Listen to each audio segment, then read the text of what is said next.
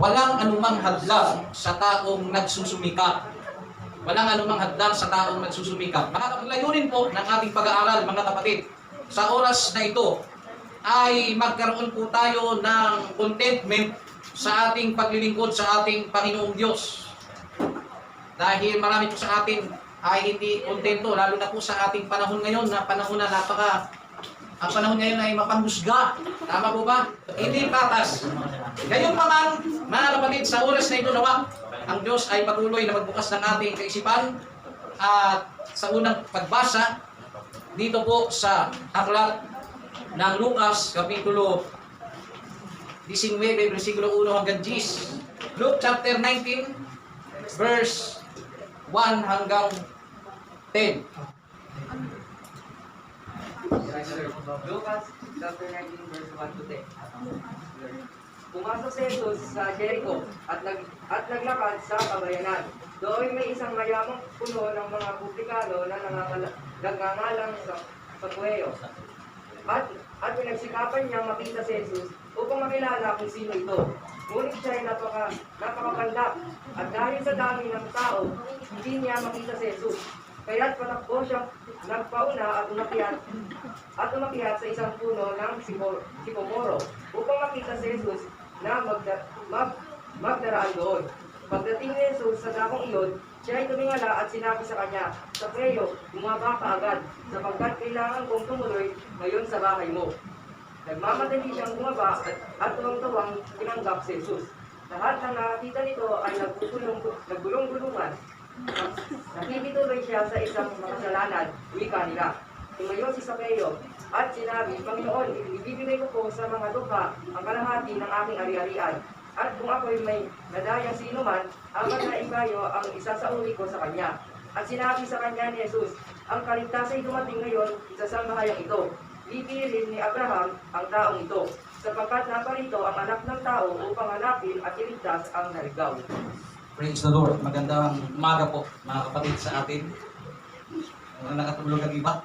Praise the Lord. So ito po, mga kapatid, ay kwento ni Sakeo. Si Sakeo po, mga kapatid, ay isang pandak na tao. Okay? So ito po si Sakeo, mga kapatid. Ang kanyang profesyon ay tax collector. Maniningil po siya ng buwis. At hindi basta maniningil, kundi pinuno ng mga maniningil ng buwis. At ito pong si Sakeo, mga kapatid, ay mayamang tao.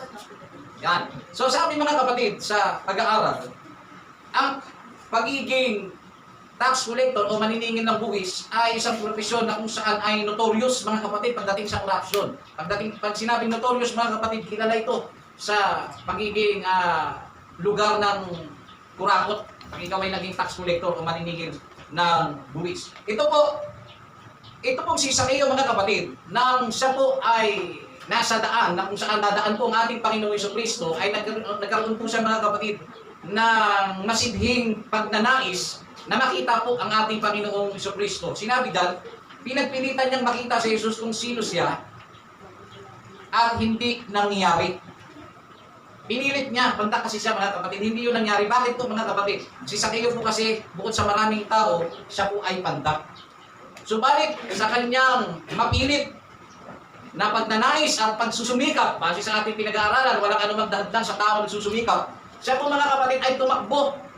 Nauna pa siya sa ating Panginoong Jesucristo at siya po ay umakyat sa puno ng sikomoro. Okay? Ayon sa pag-aaral ng ating itong suriin, mga kapatid. Nakikita niyo? Okay. Pinakikita ko sa inyo, mga kapatid, kung gaano kalaki itong puno na ito. At si Sakeo, mga kapatid, ay sinasabi sa pag-aaral, sabi sa Biblia, ay pandak po na tao. Isipin ninyo, nakita ninyo kung gaano kataas ang puno, mga kapatid. At yun po ay kanyang inakyat. At siya po ay nagsumikap na akyatin dahil curious siya, mga kapatid, sa kung anong meron at bakit tanyag ang Panginoong Jesucristo. Okay? So, pagkatapos nito, mga kapatid, nakita siya ng Panginoon sa taas ng puno. Ano sabi niya, Sakeo, bumaba ka dyan sapagkat sa araw na ito, maruroon ako sa inyo. Madali siya, mga kapatid. Kung gaano kahirap ang pag-akyat, imagine nyo kung paano siya bumaba. Ha? Bahala na kayo mag-conclude kung paano siya bumaba. Okay? So ito pong nangyari, mga kapatid. Nauna siya, pumunta siya sa bahay. Dumalaw, mga kapatid, dumaan ang Panginoong Jesucristo doon. at nang sila po ay nagkapangita, ano po ang nangyari nang sila po ay nagkaharap? Basahin po natin yung Luke chapter 19 verse 8. Sabi diyan, at si Zaccheo ay nagtindig at sinabi sa Panginoon, narito Panginoon, ang kalahati ng aking mga pag-aari ay ibinigay ko sa mga lupa. At kung sakalit nakasingil akong may daya sa kanino mang tao, ay isinasakuli ko ng makaapak. Tingnan niyo mga kapatid, nang makita niya Panginoong Jesucristo, sinurrender ang kanyang kalahati ng kayamanan ipamimigay mga kapatid sa mga nangangailangan. At pagkatapos mga kapatid, kung meron akong nasingil pa Panginoon, na sumobra, ay babayaran ko ng 4 na beses yung aking siningil sa kanya. Mayaman po ito, si Zaccheo mga kapatid. Ngayon mga kapatid, ito pong si Zaccheo ay iba ang kwento doon sa pinag-aralan po natin nung linggo. Mamaya, malalaman po natin mga kapatid. Sabi mga kapatid, kapag ang tao ay naka-encounter sa Diyos, gaya ni Zaccheo mga kapatid, o nakasumpong sa tunay na Diyos sa kanyang buhay, nagbabago ang pananaw o ang kanyang pag-iisip. Gaya ni Zaccheo mga kapatid, nang makita niyang harapan ng Panginoong Jesucristo, nagbago ang kanyang pananaw, ang kanyang pag-iisip, na siya dapat mangyari na sinasabi sa Roma, Kapitulo 12, versikulo 2. Romans 12 ang sabi dito, at huwag kayong magsiayon sa sanglibutan ito, kundi mag-iba kayo sa pamamagitan ng pagbabago ng inyong pag-iisip upang mapatunayan ninyo kung alin ang mabuti at kaaya-aya at lubos na kalooban ng Diyos. Sabi din mga kapatid, huwag kayong makiayon sa sanlibutan, huwag kayong makiuso dito sa mundo. Gaya ng binanggit ni Brother Raya, kung ano man ang naging uso, party, TikTok, yoyo, text, huwag kayong makiayon. Sabong, kung ano pa man mga kapatid na mga layo sa mundo, huwag tayong makiayon. Sabi diyan, kundi makiba kayo sa pamamagitan ng pagbabago ng inyong isip, hindi pagbabago ng mukha. Yung iba kasi, kinasusuklaman ang kanyang kamukhaan kung ano-anong ginagawa na sa mukha. No? So magbago mga kapatid sa pamamagitan ng pagbabago ng inyong pag-iisip. Bakit? Pag nagbago kasi ang isip ng tao, sabi ng Biblia, upang mapatunayan ninyo kung alin ang mabuti at kaaya-aya at lubos na kalooban ng Diyos. So papasok mga kapatid ang kalooban ng Diyos. Malalaman ng tao kung ano ang mabuti at ang kalooban ng Panginoong Diyos. Ang kaaya-aya at lubos na kalooban ng ating Panginoong Jesucristo kapag siya po ay nagbago ng pag-iisip. Amen po? So, kailangan po natin baguhin ang ating kaisipan na siya pong nangyari kay Zaccheo. Kapag ang tao, sabi naman dito, kapag ang tao ay naka-encounter ng Diyos, gaya ni Zaccheo mga kapatid, nagkakaroon din siya ng ganap na pagsuko, yung kumpletong pagsuko, gaya ng nangyari po kay Zaccheo. Noong nakaharap niya ang Panginoong Jesucristo, ang kanyang ari-arian ay hindi nangibabaw sa kanyang buhay. Isinuko niya mga kapatid kung anong meron siya at ibinigay sa mga nangangailangan, sa may hirap mga kapatid. So nagkakaroon po mga kapatid ng kompletong pagsuko ang isang tao kapag na-encounter niya ang Panginoon. Ngayon mga kapatid, ang pangalang Zaccheo ay nalalarawan sa sinabi ng Panginoong Jesucristo dito sa Matthew chapter 5 verse 8. Sa wikang Ingles, blessed are the pure of heart, for they shall see God. Mapalad ang may malinis na puso, sabi ni Mateo Kapitulo 5:8. Mapalad ang may malinis na puso sapagkat nakikita niya ang Panginoong Diyos. Okay? Ang kahulugan ng pangalang Zaccheo mga kapatid, sa wikang Ingles ay pure. Pag sinabing pure, malinis, dalisay. Bukod sa kanyang pangalan mga kapatid na dalisay, hindi si Cardo, sa kanyang pangalan, ang meaning ng kanyang pangalan mula sa Zaccheo, pure o dalisay mga kapatid. Maliban sa dalisay ng kanyang pangalan, ang kanyang puso ay naging dalisay din mga kapatid ng kanyang makaharap ang ating Panginoong Diyos. Okay? Ang kwento ng buhay ni Zaccheo mga kapatid ay ibang-iba sa napag-aralan po natin nung linggo. Ano po yung ating napag-aralan nung linggo mga kapatid? Yung mga bagay na dapat mong pag-ipunan. Okay? Balikan natin ang kapiraso. Ano po ba yung dapat natin pag-ipunan? Ang kayamanan sa langit. Saan natin yun iipunin? Saan natin yun kukunin? Dito rin sa lupa. Sa pamamagitan ng paggawa ng mabuti. Pag gumagawa tayo ng mabuti, ang sabi ng Biblia, tayo po ay nag-iimpok ng kayamanan sa langit. May ipon na po ba tayo? Ngayon, may nahulog na kayo. May nagawa po ba kayo? O sister dyan, 5 piso yan, o, nagbubuhat ng bata. May 5 na siya sa langit. Ha? Ano ang punto mga kapatid? Dapat ang ating focus sa atin, maliban sa paglilingkod sa Panginoon, ay ang gumawa, targetin ang paggawa ng mabuti. Bakit? Kapag oras na tinatarget mo ang paggawa ng mabuti, ikaw po ay nag-iimpok ng kayamanan sa langit. Kaya kung hindi ka maibigin sa paggawa ng mabuti, gusto mo lang lagi ikaw ay nililibre. Gusto mo lang lagi ikaw, mga kapatid, ay itindihin. At wala ka nang balak mag-improve sa sarili mo. Ang sarap magpalibre, sige, ako ang kapwa, kayo gagawa. Mga kapatid, hindi po tayo mga kapatid dyan magiging mapalad. Bakit? At sabi, mas mapalad ang nagbibigay kaysa sa binibigyan. Eh, ang Pilipino okay lang. Basta buhay. Kahit na mukhang mahirap, basta buhay. Sige, bigyan nyo ako ng bigyan. Hanggang lumabas sa ilong nyo. Mga kapatid, ayan po. Dapat tayo po ay gagawa ng mabuti. Amen po ba?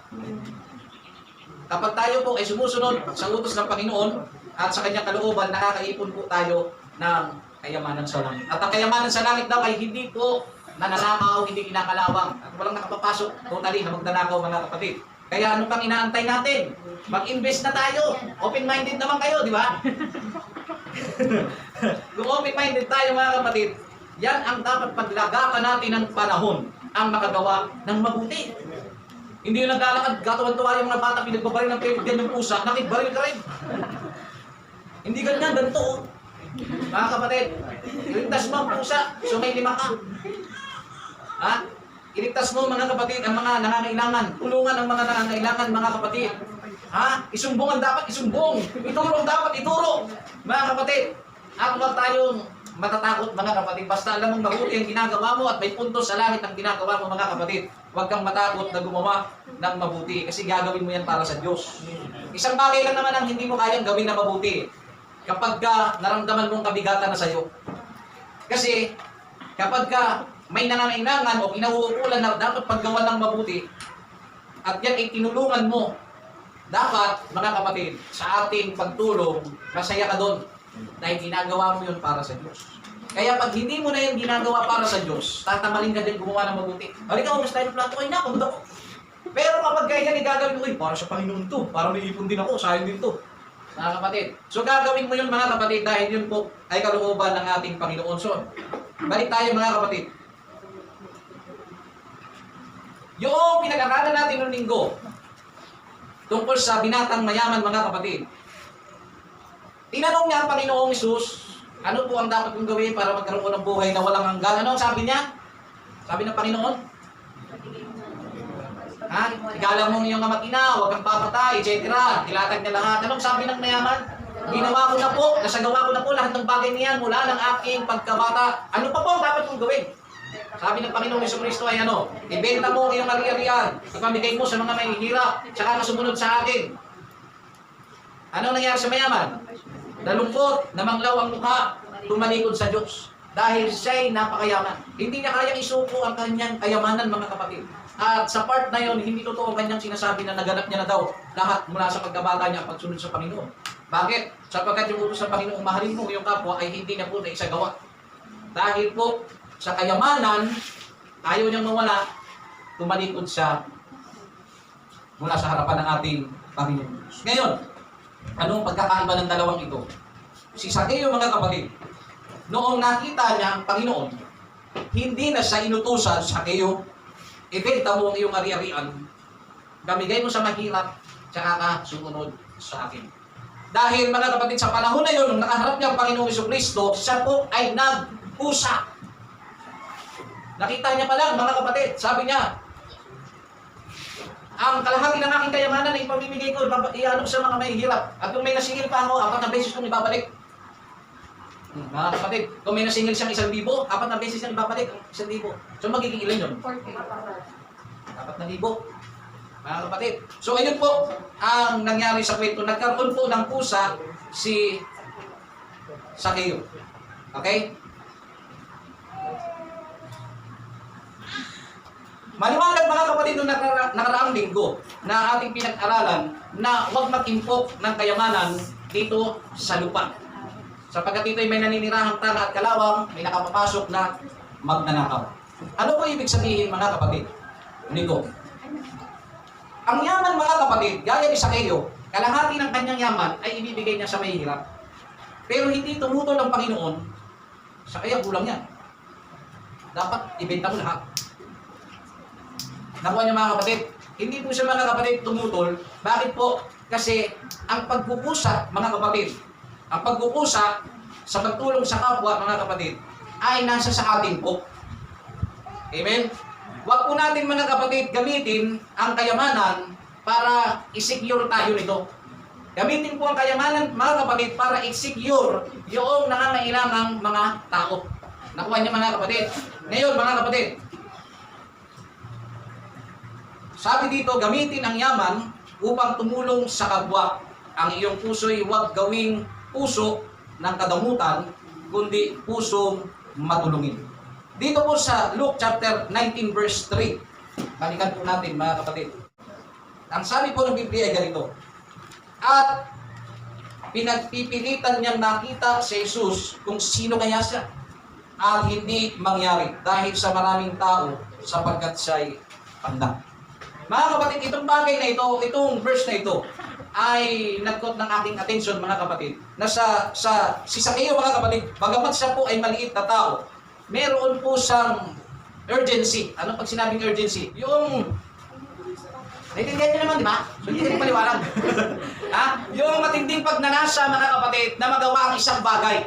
Okay? Nung nakita niya ang Panginoong Jesucristo, binilit niya. Na-curious siya kung mayroon sa Panginoong Jesucristo nung daming tao, parang hard trap.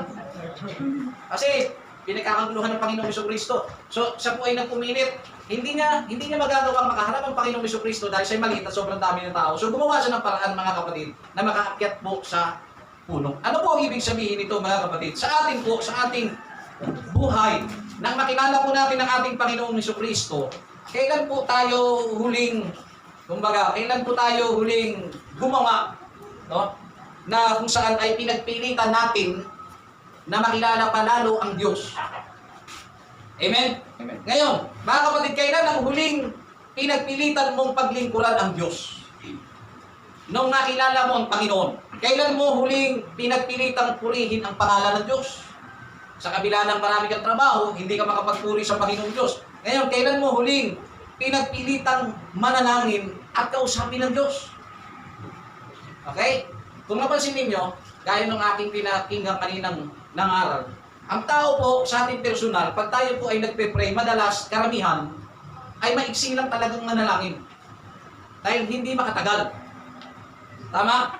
Pero pag nasa church, ang tagal manalangin. Napansin ninyo? Pagdating sa personal, bago matulog mga kapatid, hindi lahat nananalangin. Tama o mali? Pero kapag nasa church at matutulog, nananalangin. Nakuha ninyo? Sa bahay, wala tayong gaanong panahon manalangin, pero nung nag-boarding house ka at meron kang mga kasamahan doon, nananalangin ka. Ano ang punto mga kapatid? May mga tao talaga mga kapatid na nagpupush ng prayer kapag may matang nakakakita. Nakuha niyo mga kapatid? Lalo pag nalaman mga kapatid na ikaw ay isang Kristiyano, pinupush mo na mag-pray. Na totally, hindi naman natural sa iyo. Okay? So kailangan po natin yun baguhin. Ngayon, kailan ang huling pinagpilitan mo mga kapatid na dumalo sa gawain ng ating Panginoong Diyos? Ha? Ano ibig sabihin nito mga kapatid? Ang pagpipilit mga kapatid sa sarili ay nasa sa inyo.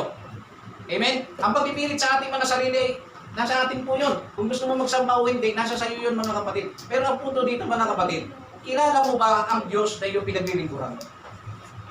Mga kapatid, kilala mo ba natin? Kailan mo huling pinagpilitan mga kapatid na ipangaral yung kanyang salita? Kailan mo huling nag-share ka mga kapatid? Kailan mo huling pinagpilitang sumunod sa kalooban ng Diyos? Anong point?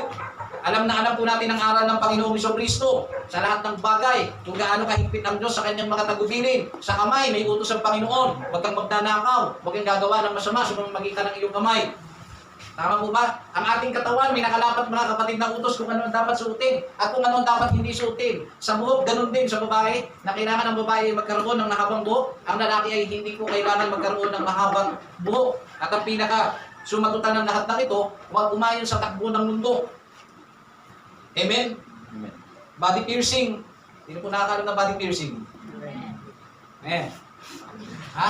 Kung saan-saan ka magbubutas mga kapatid, ng mga butas-butas sa katawan mo mga kapatid, hindi po yan kailangan. Amen. Tatandaan niyo po yan. Hindi niyo po yan kailangan para gumanda kayo sa harapan ng ating Panginoon Diyos. Nais ng Diyos ang kanyang lingkod ay maging simple. Amen. Kung paano tayo nilikha ng Panginoon, kailangan po tayong maging simple. Ngayon ang tanong, kailan mo huling pinaglaban ang aral ng Diyos? Diba mga kapatid? Kailan mo huling pinaglaban ang aral ng Panginoon? Hindi ba pinaglalaban mo ang aral ng Panginoon pagkasama mo kapatiran mo? Pinaglalaban mo ang aral ng Panginoon Diyos pag linggo? Pero pag weekdays mga kapatid, nasaan tayo? Diba? Ang pagiging Kristiyano natin mga kapatid ay hindi lamang po pang-araw ng linggo, pang-araw-araw po. Ang paglilingkod sa Diyos mga kapatid, huwag po natin lukuhin ang ating mga sarili. Kung kayo po galit sa lalaking manluloko, huwag niyo lukuhin ang sarili niyo. Huwag kayong magalit mga kapatid sa aking sinasabi. May mga tao galit sa lalaki kasi manluloko. May mga tao galit sa babae kasi manluloko. Pares na naman sila manluloko. Ano ang punto mga kapatid? Hindi nyo ba alam yung kinagagalitan nating manluloko? Niloloko lang din natin yung sarili natin. Naintindihan nyo? Huwag po kayo masasaktan sa akin mga kapatid. Kung hindi nyo kayang panindigan ang aral ng Panginoong Jesucristo, kung hindi nyo kayang panindigan ang aral ng Panginoong Diyos, mag-isip ka, saan mo ba talaga gustong pumunta? Sa peryahan? Mga kapatid, ang ating destinasyon sa langit.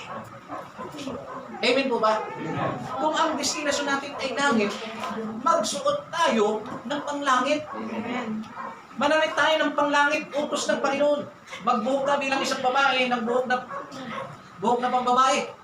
Buhok na panlangit, kung ikaw ay babae. Amen po ba? So, huwag niyong lukuhin ang inyong sarili. Babae at lalaki, wala akong sisinuhin sa inyo. Alam na alam ninyo mga kapatid ang aral ng Panginoon at kung paano ito pinatutupad sa iglesia. Pero, nasa sa inyo po ang huling alas. Susunod ka ba sa Panginoon? Tama po ba? Ikaw, Kristiyano ka. Dapat ang iyong cellphone ay puro pang makalangit. Eh, ibang langit yung nandun sa cellphone mo. Mga kapatid. Ano ba mga kapatid? Kristiyano ka. Kung ikaw ay Kristiyano, kung magpapatugtog ka, dapat Kristiyano ang tugtugan mo. Eh, pag magpapatugtog ka, alam ng katrabaho mo, Kristiyano ka. Ang tugtog mo, lumilipad ang isip mo.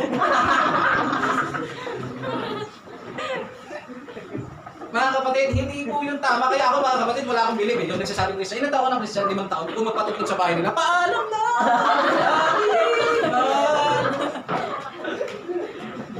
Sakit na. Naghihinagpis ang kanyang kaluluwang espiritu. Ang lakas pa ng sound trip. Sakit na sakit, wala naman siyang jowa. Di ba? Ako mga kapatid, ito lang masasabi ko sa inyo. Kung Christian tayo, magpaka-Christian tayo sa lahat ng ating ginagawa. Amen. Ba't may kakahiya mga kapatid yung mga Kristo lang? Ipaglaban nyo. Kailan nyo ba huli pinaglaban mga kapatid? Ang mga awiting para sa Diyos. Di ba? Ang masama nito, may dayo sa inyo, pinapuran mo pa. Nagpapatugtog mo yan, pantan mo naman. Misa lang ako dito, friend. Pantan mo naman dyan yung uso ngayon. Ano bang uso ngayon mga kapatid? Para Ang boring naman, makatagod naman yan. Oh. Ngayon, ipi-play mo yung paborito ng Paro-Paro G. Dahil lang gusto mo siyang ma-entertain, mabigyan ng pabor, sumaya siya, isusuko mo ang aral ng Panginoon, mga kapatid, huwag naman ganun. Dahil lang sa Paro-Paro G, di ka nakakita langit. Ha? Wag! Dapat tayo, ang tatayo, mga kapatid, sa kung ano ang katwiran ng Panginoon. Amen. Palitan mo yung kanta. Alam mo, Brad, kung ikaw ay mangingialam ka lang, pumunta ka lang dito, nangingialam ka pa. Eh, yan ang tugtugan dito. Ayaw mo nung nasa lupa ka pa, nasa langit ka. Di ba? May mga tao pagdating sa mga tungtungan parte sa Panginoong Diyos. Ba naman ka, para lang ako kukunin dito. Hindi mapirmi mga kapatid. No, ito po, sasabihin ko sa inyo. Ha? Kristiyano ka, mga tugtugan mo, mga laklak, mga basket, mga isodasine, Poco Jumbo. Ha? Mga 90s na makakaano sa akin, makaka-relate eh. Mga kung ano-ano mga kapatid, mga Dr. Jones, Barbie Girl, mga kapatid. Eh kailangan kapag Christian ka na, talagang Kristiyano ka, hindi ganyan ang tugtugan mo. Eh hindi, kahit ako ganito tuturuan, kahit paano naman po, may gano'n akong Christian sa cellphone. Ano ika? Thank you Lord. Mga kapatid, kailangan Kristiyano tayo mga kapatid sa lahat ng bagay na ating ginagawa.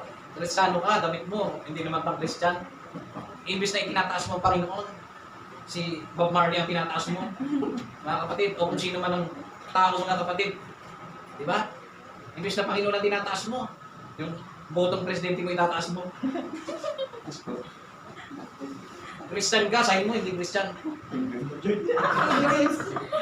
Ha?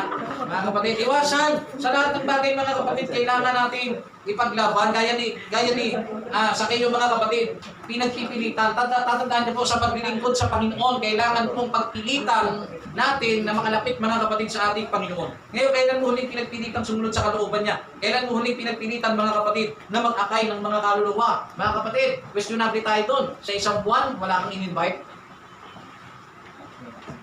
Kaya nabuhay ka na lang. Wala ka man lang in-invite. Katrabaho mo, mag-i-end of contract na hindi man lang nakarinig sa'yo at hindi man lang nalamang Christian ka. 5 years na nagtrabaho, hindi mo man lang sinira ng salita ng Panginoon. Mga kapatid, questionable yun mga kapatid. Kailangan po natin mag-invite. No, kung wala pong nag-invite sa inyo, wala po kayo dapat dito ngayon. Kahit ako, wala po dito mga kapatid kung wala pong may nag-invite sa atin. Okay? So kailangan po natin mag-imbita ng mga kaluluwa ng paano tayo nabago ng Diyos, ay meron din mabagong iba. Amen. Amen po ba? So kailangan po natin ipagpilitan. Dito naman po sa Luke chapter 19 verse 10. Sabi din mga kapatid, sapagkat ang anak ng tao ay naparito upang hanapin at iligtas ang nawala. Mga kapatid, nahanap kayo ng Diyos. Nahanap ka sister, nahanap ka brother, nahanap tayo ng Diyos. No? Sa dinami-dami ng tao sa mundo, nahanap ka ng Panginoon. Okay? Sabi dyan, ulitin ko lamang po sapagkat ang anak ng tao ay pumarito, ang Panginoong Jesucristo po tinutukoy dyan. Ang Panginoong Jesucristo ay naparito upang hanapin at iligtas ang nawala. Mga kapatid, kay tagal na panahon nating nawala. Sino sa inyo dito 18 years old nung tinawag ng Panginoon? Sino 19? Ayun, si sister. 17. Ayun, 17 tinawag ng Panginoon Diyos. 17 years ka. Nawala ka sa piling ng Panginoon, tapos ngayon nasa piling ka ng Diyos. Isipin nyo mga kapatid, balik talong tayo. Sa kung saan kayo naroon, bago nyo nakilala ang Panginoon at ang kanyang aral. Balikan nyo yung panahon na yun mga kapatid. Masaya po ba yun? Di ba hindi? Pero ngayon tinawag kayo ng Panginoon, nahanap tayo ng Diyos mga kapatid. Ang tanong, pinagpipilitan ba natin? Mga kapatid na makilala ang Diyos ng lubusan. Mga kapatid, nandoon pa ang pagpipilit natin. Mga kapatid na makilala ang ating Panginoon. Nandoon po ba ang ating pagpipilit, mga kapatid? Nandoon po ba? So balik tayo doon mga kapatid. Balikan natin. Ano po ba kalagayan ni Sakeo? Mayaman. Pandak. Sino sa inyo gusto yumaman? Pero pandak. Ha?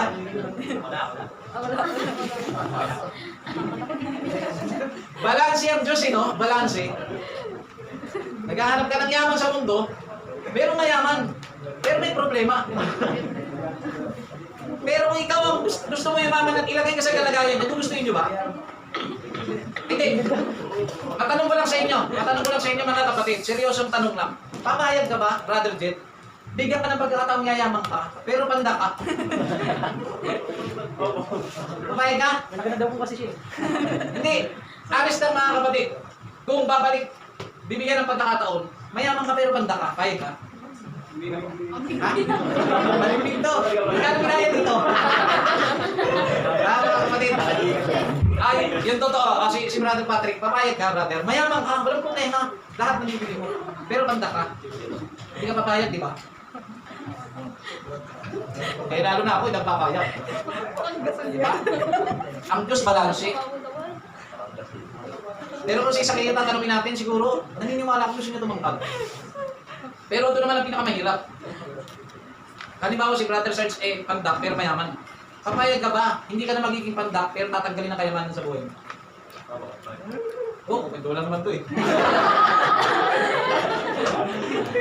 Ha?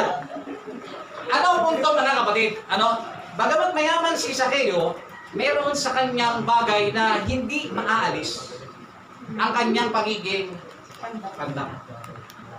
Sa kanyang pagiging pandak, ito po ang naging dahilan kung bakit hindi siya makalapit sa Panginoon. Ang kanyang estado, katayuan, kahit gaano kakayaman, mga kapatid, bagamat siya'y mayaman, hindi niya magawang makalapit sa Panginoon sa sobrang dami ng tao dahil sa siya'y pandak. Subalit may isang bagay na meron siya na wala yung mga matatangkad. Yung pagnanasa na gumawa mga kapatid na makita ang ating Panginoong Diyos. Okay? Yung mga matatangkad na yun, mga given na yun, nasa kanila na yun. Pero yung pagnanais, gaya ni Zaccheo mga kapatid, yung pagnanais na yun ang naging dahilan mga kapatid upang ang kanyang kayamanan ay kanya pong ipagkaloob sa mga mahihirap. Anong punto mga kapatid? Bago po tayo magtapos, may iksi lamang po ito. Babawian ko kayo ngayon. Kasi 2 linggo po kayong nagutom. Ha? Babawian ko kayo ngayon mga kapatid.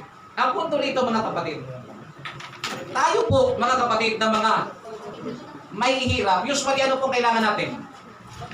Yung totoo.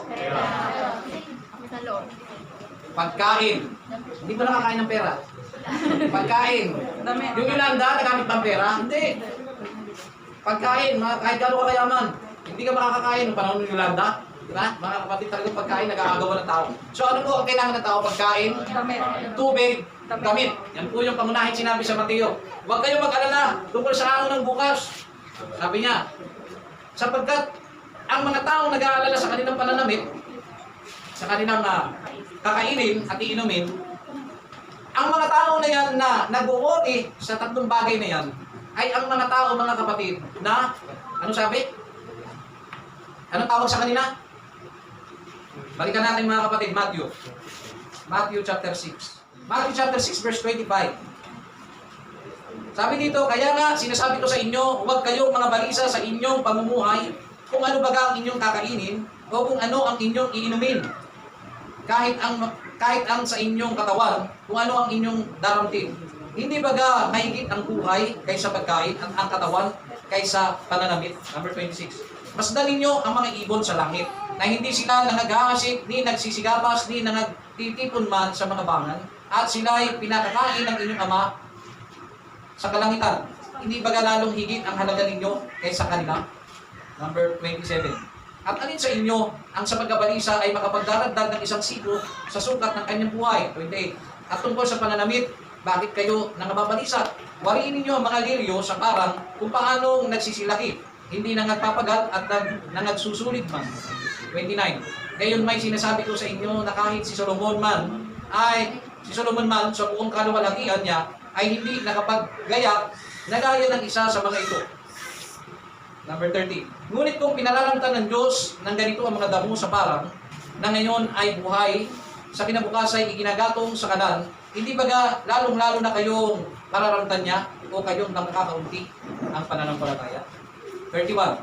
Kaya huwag kayong mga balisa na mga sabi ano ang aming kakainin o ano ang aming iinumin o ano ang aming daramtin. Number 32.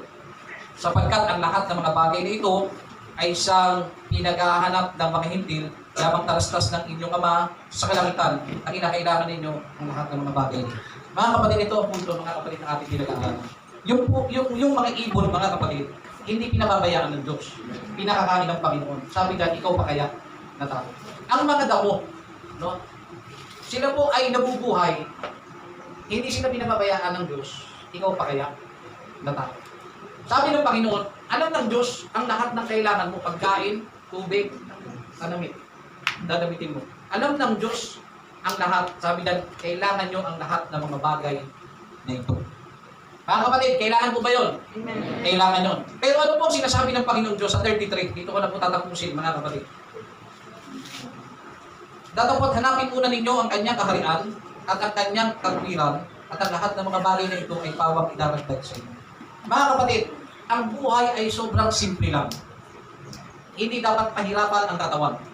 Hindi dapat pag-alalahanin ang kaisipan.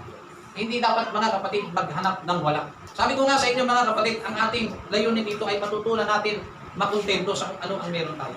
Mga kapatid, tatandaan nyo po, ang taong mayaman hanggang ngayon hindi pa rin kontento. Ang taong mahirap hanggang ngayon hindi pa rin kontento, mga kapatid. Ang taong maraming kayamanan hanggang ngayon hindi pa rin kontento. Ano po ang sikreto ng buhay? Tatandaan nyo po, huwag nyo antahin na kailangan nyo pang yumaman para lang maramdaman nyo kayo ay masaya. Kasi akala natin, mga kapatid, pag may kayamanan ka, meron kang mga cars, Of course. ha? Ay, yun na ang saya. Sabi, ako, magkaroon lang ako ng, sabi ng mayaman, ako, mapatayo ko lang ng mansyon ng aking mga magulang, masaya na ako doon. Sabi ng bata, ikaw, ano gusto mo sa birthday mo? Gusto ko po ng yoyo. Bakit yoyo? Kasi yoyo lang po, magiging masaya na ako. Nakita ninyo, mga kapatid. May mga taong masaya na sa kanila, mabigyan lang sila ng hangir. Mahirap sila eh. Kung saan lang sila nakikisampay ng mga puno, ng sigmoro. Diba? Naranasan nyo magsampay-sampay kung saan ginawa yung sampayan nyo napakalapad na. Kasi kumot eh. Wala kang, naranasan nyo magsampay sa damuhan ng kumot. Ha? Na para kayo nangingisda. Naranasan nyo yung mga kapatid doon sa baba, sa church sa baba, ginagawa ko yun. Okay? So ano po ito, mga kapatid? Mahirap ka, mayaman siya, wala ka, meron siya. Parehas lang kayong naghahanap ng wala sa isa't isa. Kasi yung mayaman, kahit may pera, hindi masaya. Yung mahirap, walang pera, ang alam niya, ang kayamanan ang makapagpapasaya sa kanya. Kasi nakikita niyo yung mga mayaman ang sasarap ng buhay. Pero itong mayaman, hindi naman siya masaya. Itong mahirap, malungkot siya kasi mahirap siya. Alam niyo, mga kapatid, ang buhay na ito, isipin niyo lang maigi. Kailan niyo huling pinagpilitang makontento sa binigay ng Diyos sa inyo? Mga kapatid, sa kinikita natin, minsan hindi pa rin sapat. Tama? Kaya, wala ka na panahon makapaglingkod sa Panginoon dahil gusto mong kumita ng pera. Alam niyo, mga kapatid, isang bagay ang dapat niyong matutunan. Kung ano ang ibinigay sa iyo ng Panginoon sa buong linggo, makontento kayo. At kapag natutunan niyong maging kontento, papasok, mga kapatid, ang kasiyahan. Kasi ang taong hindi nakokontento, hindi po yan masaya. Palit ka ng palit ng kasintahan. Di ba may mga tao po, mga kapatid, na kinilig, ang saya nila. Tapos nung nawala na yung kilig, naghanap ng iba. Para absuelto sa kaso, hiniwalayan ng maaga. Di ba may mga ganun po na tao. Tapos papalit siya, magsiswitch siya, mga kapatid. Tapos pag hindi na siya masaya, maghahanap ulit siya ng iba. Alam niyo, mga kapatid, kahit na maganda ang maging kasintahan mo o maging maganda, perfecto pa yan, hanggat hindi ka nakukontento, maghahanap ka talaga ng iba. Naintindihan niyo? Anong punto, mga kapatid? Hindi ka na maghahanap pag natuto kang kontento. Tatandaan niyo po yan, mga kapatid. Sa paglilingkod natin sa ating Panginoong Diyos, sabi ko nga, kung ano ibinigay sa inyo sa buong isang linggo, pasalamatan ninyo. Makontento kayo. At ipagpilitan niyong ibigay ang araw na para sa Diyos. Ipagpilitan niyo, mga kapatid, na ibigay. Gaya ni Zacchaeus, mga kapatid. Pinagpilitan niyang makita si Kristo dahil curious siya. Pinagpilitan niya sa dami ng tao, mga kapatid. Nakagawa pa rin siya ng paraan. Umakyat siya sa puno. Tanging puno na lang ang natitira niyang pag-asa para makita kung sino ang pinagkakaguluhan ng mga tao. Kaya hindi po, mga kapatid, natin pwedeng idadahilan. Kaya hindi ako makapaglingkod sa Panginoon. Kailangan ko magtrabaho, wala kaming makain. Kailangan ko maglingkod sa Panginoon. Okay? Hindi ako makapaglingkod sa Panginoon Diyos kasi napakadaming trabaho, may mga modules. Hindi ako makapaglingkod, hindi ako makapagsamba sa Panginoon. Ang dami kong labahan, mga kapatid. Maraming pamamaraan kapag ang isang tao, mga kapatid, ay nagpumilit, nagsikap, mga kapatid, na gawin ang isang bagay, lahat magiging posible. Amen. Di ba? Anong sabi ni Kevin Garnett? Kilala niyo si Kevin Garnett? Amen. Anong sabi niya? All things are possible. Bakit? Nag-champion sila eh. Pero sa atin hindi ganun, mga kapatid. Sa Diyos, walang imposible.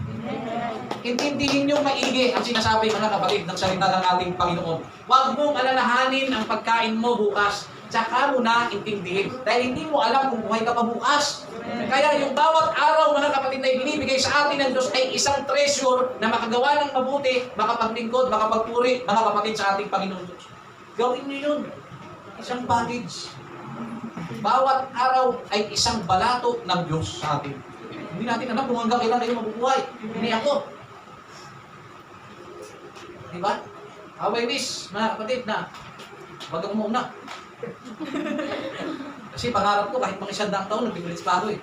Pero hindi ko lang alam kung buhay pa kayo nun. Ang lungkot nun, nagbibilis ako, tapos naalala ko kayo, tapos mga ibang henerasyon na rin nakikita ko. Basta, alam mo, kamusta yung lolo ko? Ayon. Pag nagpuri yun, matindi yun. Eh, si lolo, ganda pa ayon. Matindi yun. Hindi ko nga alam kung ano yun eh. Problema nun eh. Ha? Mga kapatid, ito po ha. Tatandaan niyo po. Sabi ng Panginoon, hanapin muna ninyo ang kanyang kaharian. Mga kapatid, hanapin niyo muna ang kaharian ng ating Panginoon. Gaya ni sa kayo pinagpilitan niyang nakita ang Panginoon Kristo. So pagpilitan natin, mga kapatid, na mahanap, mga kapatid, ang kaharian ng ating Panginoong Diyos at ang sabi at ang kanyang katwiran at ang sabi, lahat ng bagay na kailangan mo, ibibigay sa iyo ng Diyos. Mga kapatid, pagpatuloy natin hinahabol ang ating mga pangangailangan, hindi po niyan tayo binibigyan ng Diyos. Pero kapag ang Diyos ang ating hinahanap sa ating buhay, sabi ng Biblia, lahat ng bagay na kailangan mo, ibibigay ng ating Panginoon. Anong sikreto, mga kapatid? Makontento kayo. Kahit mahirap ang buhay, huwag niyong ibigay sa demonyo ang araw at ang oras ng Diyos. Huwag niyong ibigay, mga kapatid, sa inyong pangangailangan, dahil sa kailangan ninyo ay hindi na kayo sasamba. Huwag po, mga kapatid. Huwag. Maawa kayo, mga kapatid, sa inyong sarili. Dahil walang anumang hadlang sa taong nagsusunikap. Pagsunikapan po natin, maglingkod sa Diyos. Amen. Huwag po natin katamaran ang pagdalo sa gawain, mga kapatid. Pagsikapan po natin na tayo po ay makapasok sa langit. Sino po ang nais pumasok ng langit? Amen. Lahat tayo, di ba? Kailangan natin tanggalin lahat ng bagay na hindi kailangan sa buhay natin. Ano po yun? Ang pagiging hindi kontento sa ibinibigay ng Panginoon sa atin. Pag nakita ng Diyos, ano nyo, mga kapatid, sa katapusan ng lahat ng bagay na ito, makita lang ng Diyos na nakukontento ka at masaya ka sa binibigay ng Panginoon. Ang Diyos naman ay hindi madamo. Nakita niya, kontento ka eh. Nakita niya, tumutulong ka rin. Sa binibigay ng Diyos na pangangailangan mo, naaalala mo rin ang iyong kapwa, tinutulungan mo, ginagawa mo ng mabuti. Nangananahanin ka rin ng Diyos, mga kapatid. Hindi ka rin pababayaan ng ating Panginoon. Kaya sa oras ito, tayo po'y tumayo, mga kapatid. At pupurihin po natin ang ating Panginoon.